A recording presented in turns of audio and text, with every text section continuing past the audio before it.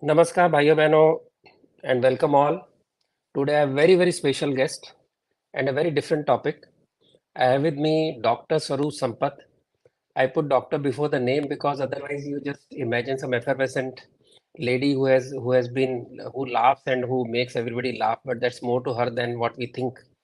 Dr. Swaroop Sampat is a PhD in education. She's a DLIT, and what we saw is only very small part of life. Very few people have moved from one field to the other field so smoothly and so effortlessly and without any hoo-ha that people don't realize what kind of work she has done in education. She's part of NEP team. She's part of many other education boards. She has gone and done many things, many things and experiments in her education field that you'll be surprised. But today my topic is a very specific book she has written. It's called Play, Practice, Pursue. This is a book about 10 bagless days that the new education policy has talked about. So the education policy says that those 10 days, the children should not carry any bag. They should enjoy themselves with something different from what they normally study. In short, that's what it is. But as a very starting point, and in fact, she just told me she has written an essay on Democracy Cafe, where I was also present once, which is again an experiment she did. So the I think actually Swaroop ji, you never acted in Ji Hai Zindagi. I think you just lived your own character. Thank you. Pehle to namaste and thank you for wonderful introduction.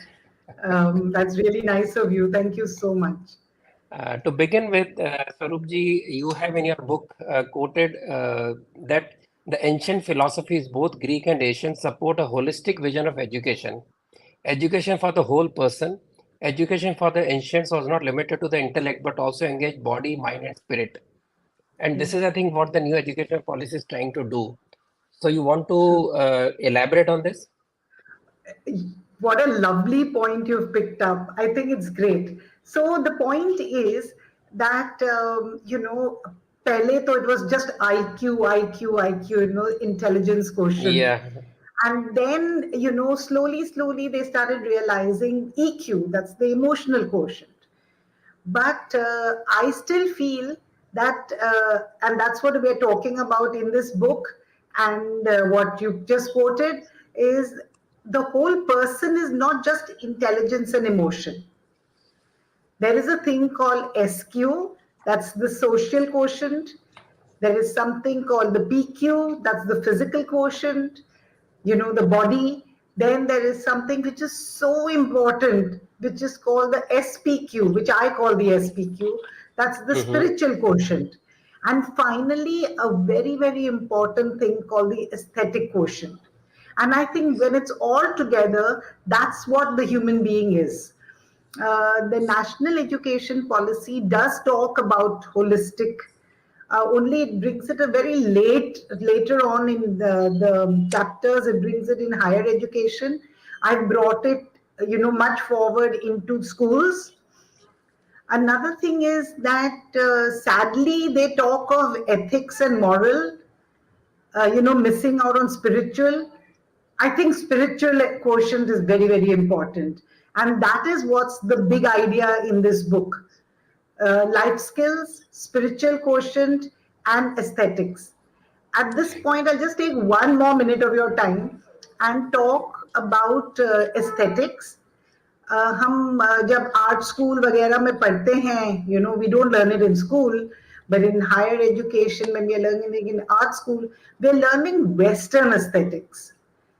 There is a very, very important thing called Indian aesthetics or Indic Yeah. aesthetics. Not, like the Indian knowledge system, not the Eastern knowledge system, not the Southeast Asian system, Indian. This is Indic aesthetics. And that is very important. And I think it's very important for our students to learn about Indic aesthetics. Yes, Swaroop, you talked about visit to the temples. You also talked about how Indian aesthetics is different from the Western aesthetics. You Yes. want to elaborate on that point also, since you just Oh, talked about yes. in typically Bharatiya aesthetics, and you talk Yes. about the artists, you talk about the perception of the ultimate reality, etc. Very philosophical. So I'd like to add Yes. to that what you said just now. I would love to. Thank you so much for giving me this opportunity. So, well, I'm not denying that Western aesthetics is even good, but Indian aesthetics is different. Western aesthetics talks about copying from nature. So that's not bad because then they have these incredible figures and these beautiful Right. landscapes, which were like practically photographic quality or even better than that. But Indic aesthetics is a different thing. There are two parts about Indic aesthetics. One is, let me talk about, the paintings, the architecture and everything that was done for the glory of God. Everything is done for the glory of God in Indic aesthetics, which is so beautiful. If you notice that the earlier artists, most of them or nearly all of them never wrote their signature. There was no signage. Yeah. One of the reasons was that it was done for the glory of God. And like Sri Krishna says, that I am the doer, I am everything, everything is me. So, like if I'm doing it, then I'm doing his work. And people may be very cynical about it and things like that, but Ratanji, really maan lijiye, whenever I go to do a big workshop, I always go to God and say, I go to the Haveli and pray to Sri Krishna and say, this is your work, so be with me. That is the beauty of Indic aesthetics, because it was for the glory of God. Another very important thing, like Kumaraswamy says, about in this Indic aesthetics is the everyday life. It's there in everyday life. Like you walk into the kitchen, or wo घड़े पे घड़ा hai. That's aesthetics. You go to our kitchens and you see the brass plates and the, silver, not silver, the steel plates and the spoons and it's aesthetics. You go to Kutch and you see the everyday dupatta which the woman is wearing with that beautiful Kutch embroidery. That is Indic aesthetics in everyday life. The fulkari from Punjab, the beautiful Maheshwari weaves, the everyday clothes, every day the gamcha, it's all aesthetics. So that is Indic aesthetic, something totally different, and is so unique to India and its spirituality. True. And you also defined the life skills because we are supposed to learn life skills from the bagless days. And also in Yes, the education policy, we talk about life skills all through the education. And you have yes, defined the life skills in the book. So, would you like to talk about the life skills that you believe are really life skills? yes. There is a whole list in As the book.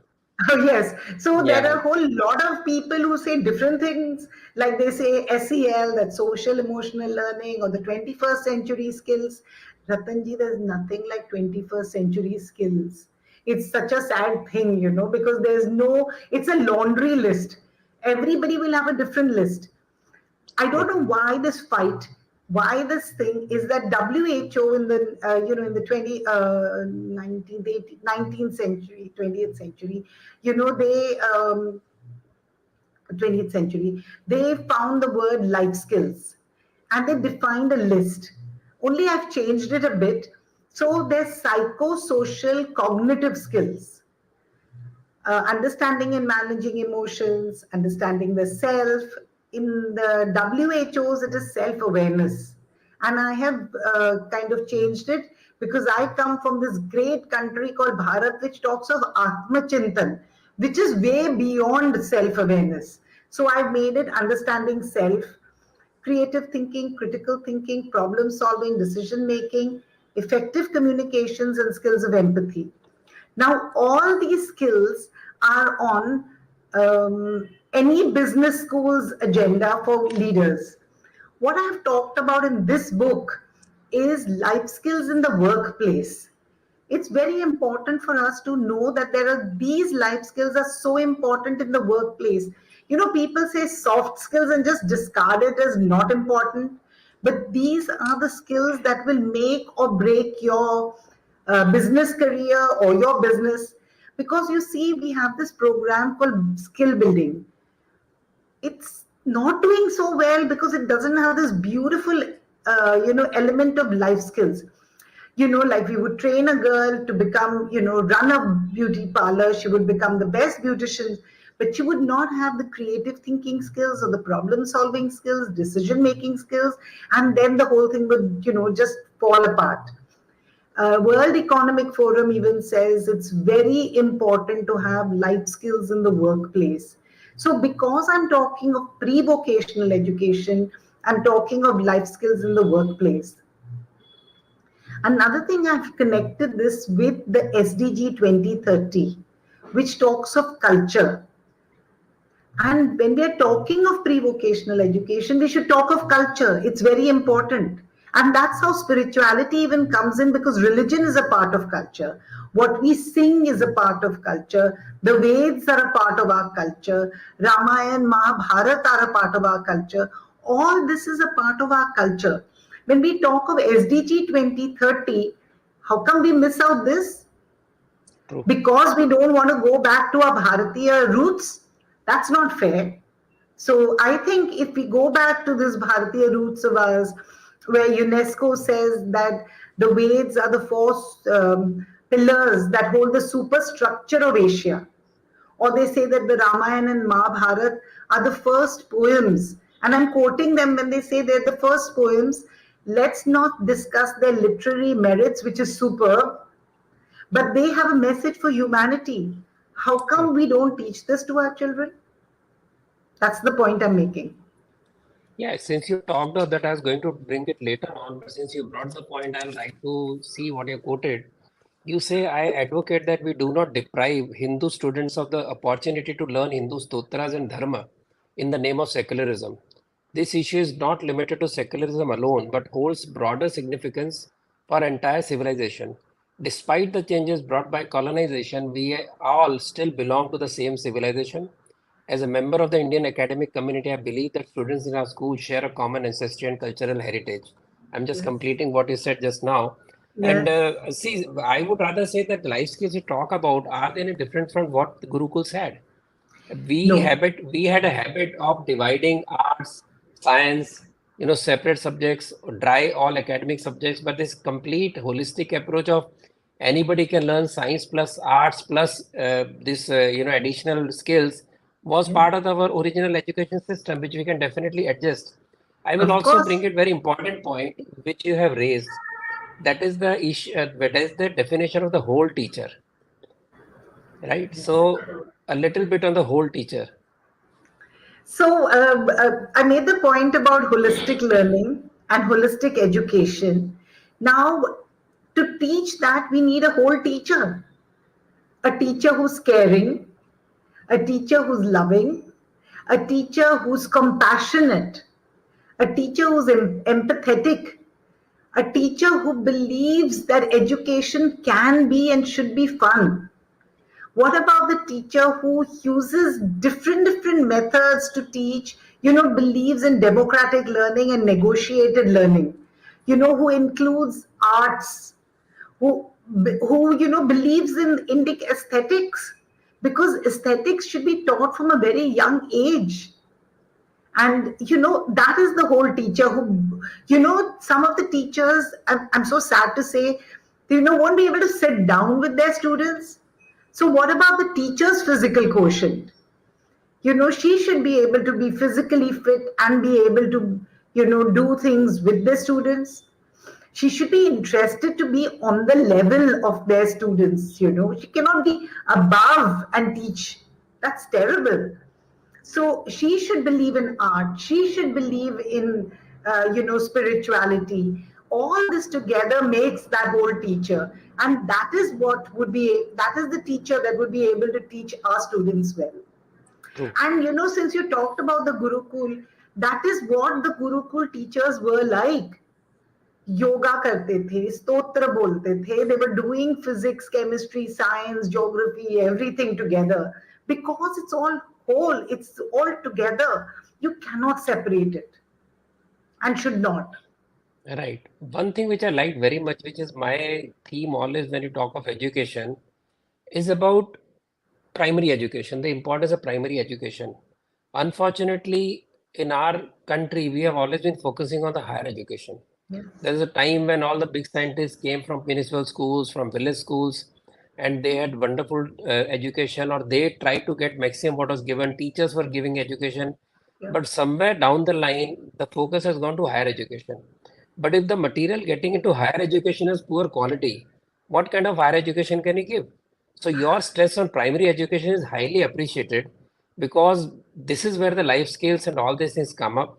And high quality education, unless we have good high quality primary education, all else we create robots. We create good, good English speaking or Hindi speaking people, good science, person who knows the science, who has done MBA, but doesn't have that, typical human touch or a typical exactly. depth of knowledge which comes from the primary education.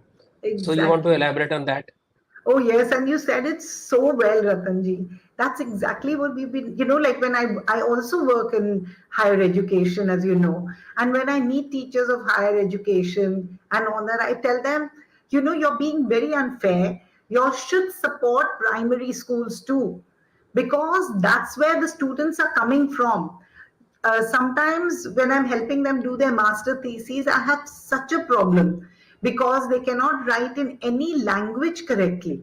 They cannot, English is bad, Hindi is bad, Gujarati is bad because I was working in Gujarat. That's why I'm saying Gujarati is bad. But Saroop ji, when language is taught in terms of answer any one of the four, right?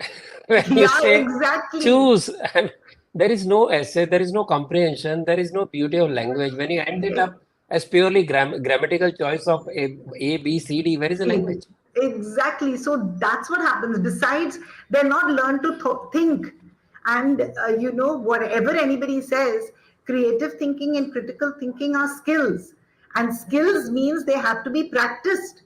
So you need to start practicing them from Balwadi and Anganwadis. That's when it all starts. You just start from there.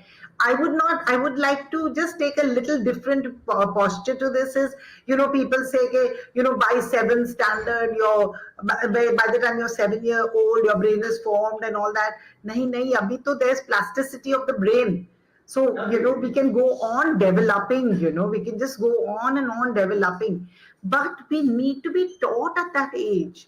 We need, but this one thing I must say, that with this government, the national education policy has brought in art integrated studies, has included all the subjects together at least till the eighth standard, which is going to make a difference. It's going to be very difficult, but it's going to happen. So I'm praying and hoping that we go back to the old system, 75, 77 years to break, not 77, I will say, because we started this procedure like, say, 3 years back, say 74, 75 years to realize that the system was bad, that the British actually fooled us, and just ruined what we had.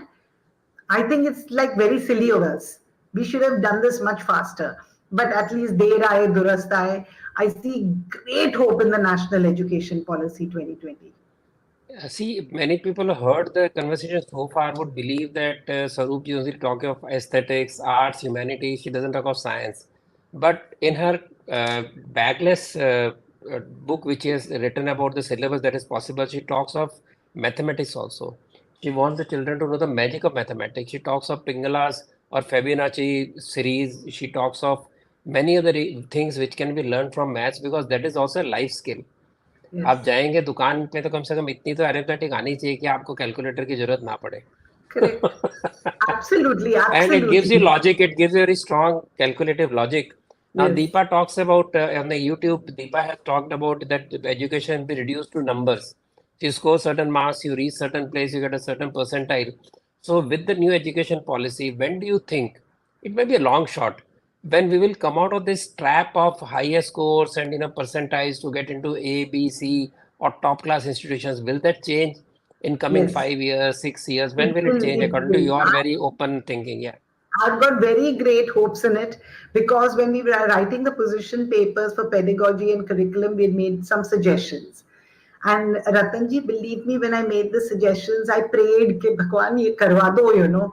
Just about 3 months back, I read that they are going to have holistic assessment in our schools all the way up to college which is beautiful. That means that, from the eighth standard or the sixth standard marks will be carried forward to the seventh, to the eighth, and forward.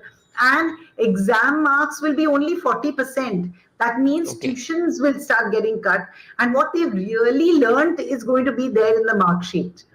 The way their learning is going to change, because we are having art integrated learning, sports integrated learning, and this things like bagless school. Let me give you an example from the bagless school. um, I am not at all against science. I was a science student till the 11th standard, and I really believe in science. It's You can't do anything without science and maths. It's very important. So, well, equally you can't do without art. So then I like this thing called STEAM and not STEM. But that's going away a bit. Let me talk about this bagless school thing. One thing is that we had mathematics, and we just let them enjoy maths because I didn't want them to be scared of mathematics. That's one subject students get scared of. When we took them to the Modhera temple for the heritage visit, we showed them the Kund, and over there they saw Just I fractals. like just I'll just want to Yeah. make one point before you talk of Yeah. Modera Temple. Very important. It is why I'm saying so. Because today it's a fashion to take students to far off places, even Europe or somewhere out in the, 5,000 kilometers, etc., to show something Yes. historical. But we in India have historical monuments at every step. For And they're so example, in Mumbai, beautiful. I can go Ambernath Temple, for example. It's What just about the next to you, you don't Canary even know. Caves? Yeah, Canary Caves. So the Canary Caves. So this issue of, before you spoke of Modhera monument, I wanted to stress that actually it is possible to visit historical places without getting bogged down by big fees, big cost, which the big schools very claim they'll take you somewhere else. I And rather than know. appreciating next door arts, we go to Europe, we go somewhere else, spending lakhs of rupees on children to show off. But this is where your Modhera temple to Maya was very important because you were next door to it and you Yes. took the children there. Yeah, We took the children there, and they learned so much over there. They learned about the sun. So they learned science. They saw architecture because they're too young. They were the eighth grade. They learned history because they learned about the king from Patan who came and yes, made this, and he put, the Asopallav and the Patan motifs all over. Then they learned about the Indian knowledge system, about how the story from Itihas about how Ram Bhagwan had come over there to do a puja. Best, they learned about the Kund, the water tanks. First of all, they saw the fractals over there, and this maths thing, I'll come back to it. They learned the fractal geometry over there with the self-replicating style which they saw on the steps. They learned about water preservation. That king years back had thought about it, and in the the dry season, the whole village had water from the Kund. And because of all the kunds that are there in temples in Gujarat, those areas, the water level has come up. And this is what you're learning in environment studies. Well, you could learn it better right, when you went to these places. Besides, we had given all the 92 students a ball of clay, and they made it into what we call rotla in Gujarati, the thick chapati or the roti, and they did this design on it. And they had fun learning outside. So when right. you do learning outside or you do bagless, don't think it's not learning. I'll just take a minute of yours and go back to mathematics. If you remember, I'm sure you will because I know you read this book really well. Uh, there's a lesson on soap making. Well, in Yeah, soap making, they had to do exact measurements because they made cold soap. So if they did not measure the soap well, the soap wouldn't have hardened and formed well, when they use the ingredients. So this is better than laboratory learning. This is experiential learning of maths and science. While they made this thing in the stitching class, they had to measure the material before they cut it. All of that was mathematics. I think that's a great way of learning, don't you? yeah. In fact, you have also talked of block printing. You have talked about Yes. photography, Yes. and you have talked about pottery also. So all Yes. these things basically make you feel you touch, design, your mathematical mind, your intellectual mind, also your artistic mind. I think all this put together And the come there, science was also touched when they did that Gaia Dharit Sajeev Kheti, when they right? made the pesticide that was, organic, and they made fertilizers which were Hmm. organic. So, This brings to me our other topic, which is farming for urban schools, yeah. because you talk of that also. So how did you come to this idea of farming for the urban schools? So, in the, like when I began the book, and the reason I did this was because of my rural children. And I kept on feeling my rural children are deprived. And Yeah, after, yes, one important point that yes, you make in the book is about divide between the urban and rural students, and you try to fill that gap between the two. So that is the reason for you to go all the way to do something for the rural children. So yes. now you can carry on because that is an important point there. Yes, because I feel that, they don't get enough. Like in Bombay, we have these beautiful, and of course, all big cities and metro cities, and even the two-tier cities, they have these great schools, these international schools, these great laboratories, libraries. What about my rural children? They don't have that. And I have worked extensively in Rajasthan, in Gujarat, in the 10 sensitive districts of Maharashtra, like Gadchiroli, Nandurbar. I've seen these kids being deprived of this great knowledge, and our kids are all there. So, that's one of the reasons I did this Bagler school there. But while doing it and while writing the book, I realize that I'm neglecting another big set of my children, which are the marginalized and vulnerable in urban cities. The ones of the slums, the ones on the streets, because I teach on the streets of Matunga sometimes. So, these children are deprived too. So they needed to. And the challenge was, see, pottery ho sakta hai, stitching ho sakta hai. There are lots of carpentry and all these arts and crafts can be done there. And I knew somebody would question, they'd say, so what about farming? Well, you can do urban farming, and you can really do it because it's a great vocation. Because now we have the wall gardens, the vertical gardens. We have people who are doing bonsais. We have people, like who are doing ikebana and making small flower arrangements. All this is so important. Not only girls, but even boys can learn it, and they can set up a small little farm in a plot, in a terrace, in the background, in backyards, in a group, and herbs that can be grown.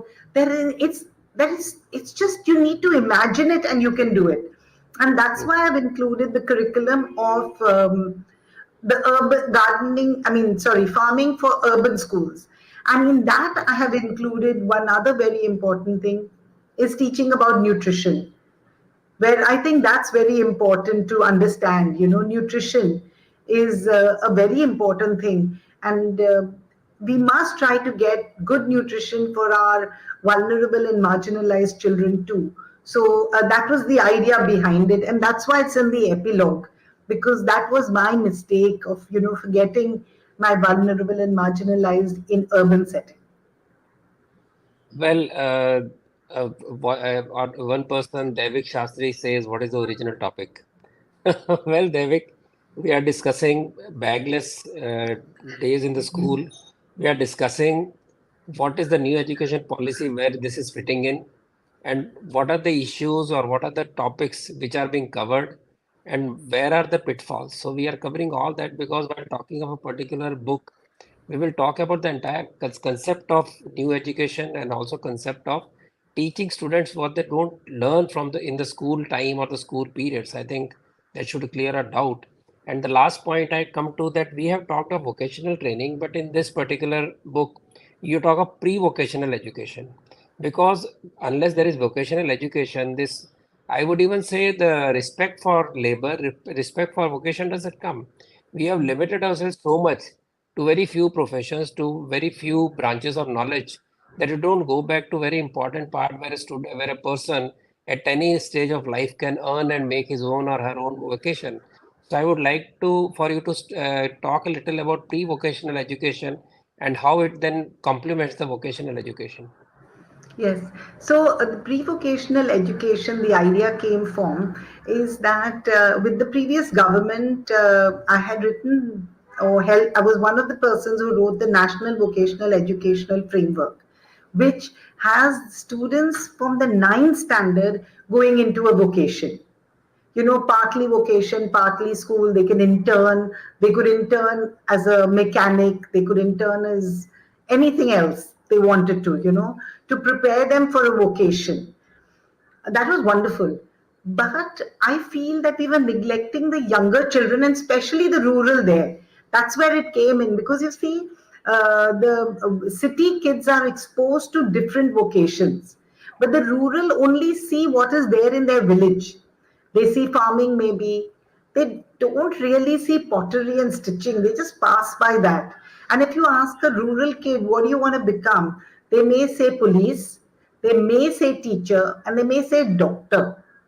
Because these are the three things, but doctor ज्यादा बोलेंगे नहीं because उनको मालूम है ये बहुत पढ़ाई लिखाई का है.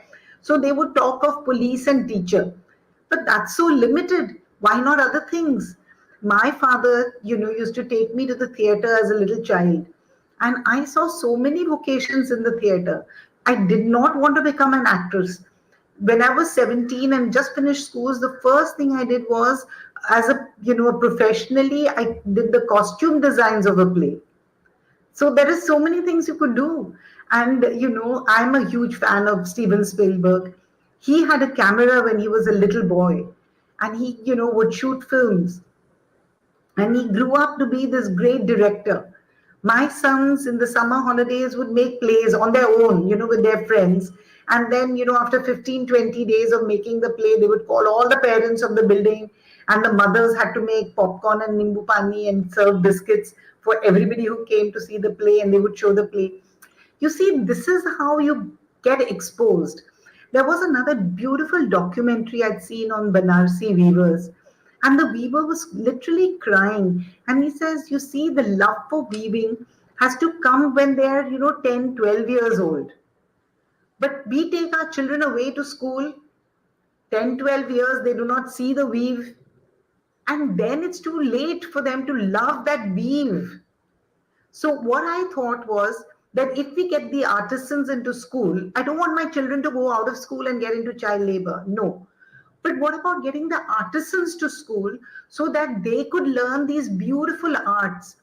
Our children learned the Kachi style of painting on pots. And they learned, they did a painting which they did from Yamini Roy's painting. So there is such beautiful possibilities, if you bring the artisan into the school, and then the children would learn arts. So this is the whole idea behind it. Pre-vocational, I've defined it properly, is before vocation. It is not while you're learning a vocation, you do a small course in that. No, it is clearly for the fifth, sixth, seventh, eighth. In the national education policies for the sixth, seventh, eighth, and the focus is very clear. It's not a vocation, it's an exposure to various vocations. Thank you so much, Swaroopji. I will not take more time than this. We have done, I think, enough of, very broadly speaking, we have tried to touch every topic that appears in the book. Yes, But one absolutely. has to, I hope it evokes enough interest in people to go and read the book. I Because, know I friends, see. Sorry. yeah, please carry on, No, please. you first. You first. No, I'm going to closing remarks. So you can please Okay, have your, so I yeah. really wish people would read this book. Of course, I've said it's a book for teachers and schools, but I think parents should read it too. Yes. Parents will read it, then they'll realize this is the education our children should have. NGOs can read it, and then they would realize what it should be. So it's not only for schools and teachers, it's even for parents and it's even for NGOs. So it's for a whole lot of people. Yeah. Thank you so much. So what I was saying that many people have talked of National Education Policy, NEP 2020, they have made comments, they have made a lot of lectures. but very few, I would not say nobody, very few people who actually gone ahead, experimented, and put it into practice in the form of a book. So this is where Swaroopji differs from other people who are, drawing room educationists or conference hall educationists, where she's actually gone and implemented in a village, Lavad in Gujarat. Based on that, she has come up with a book, which is a practical application of very important component of National Education Policy 2020. So thank you, Swaroopji, so much. I'm very sure that people will find the talk very informative, very thought-provoking, and they will go ahead and experiment in those schools, experiment with their children, and go ahead and tell the schools to go do something similar to what you offered. Thanks for your wonderful work and your Thank hard you work. very, Best wishes to actually, you. thank you, Ratanji, for inviting me. And as you know, I just love talking to you. I think we could just go on and on and on forever. Thank you very much. It's my privilege, and thanks for the kind words. And I really hope this book goes all the way all over India and even outside, because this is Indian perspective of education, Bharatiya perspective of education, and I'm very sure that this will benefit millions of people. Thank you so much. Thank you. Namaskar. Thank you so much. Thank you.